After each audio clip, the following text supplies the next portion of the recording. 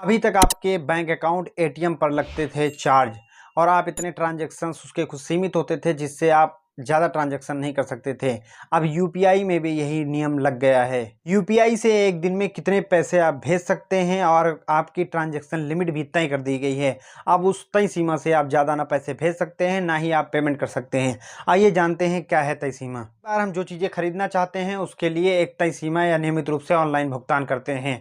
क्या आप जानते हैं कि आपको एक दिन में कितनी बार यूपीआई भुगतान कर सकते हैं? आज के दौर में हर कोई पेमेंट करने के लिए तुरंत फ़ोन निकालता है और यूपीआई के जरिए डिजिटल पेमेंट करता है। साथ ही कई सारे पेमेंट ऑनलाइन किए जा रहे हैं। इस समय देश में इस तरह के डिजिटल पेमेंट का चलन जोर पकड़ रहा है। अब यह यूपीआई कम समय में ज़्यादा से ज़्यादा लोगों द्वारा इस्तेमाल किया जाने वाला टूल बन गया है। हाल ही में आरबीआई ने यूपीआई लाइट के नाम से डिजिटल पेमेंट को बढ़ाने के लिए बदलाव किया, लेकिन आरबीआई ने बैंकों पर रोजाना पेमेंट करने पर पाबंदियां लगा दी हैं। आपका अकाउंट एचडीएफसी में है तो आप 1 लाख रुपए तक यूपीआई ट्रांजैक्शन कर सकते हैं 24 घंटे में।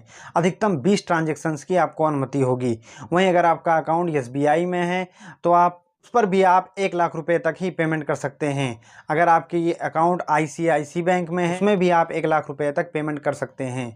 लेकिन अगर आपका अकाउंट कोटक महिंद्रा बैंक में है तो इसमें अधिकतम सीमा 1 लाख रुपए ट्रांसफ़र कर सकेंगे एक दिन में, लेकिन इसमें सिर्फ 10 ही ट्रांजैक्शन कर सकते हैं। अगर आप क्यूआर कोड अपलोड करके पैसे का भुगतान करते हैं तो यह 2,000 रुपये तक की ही सीमा की अनुमति देता है।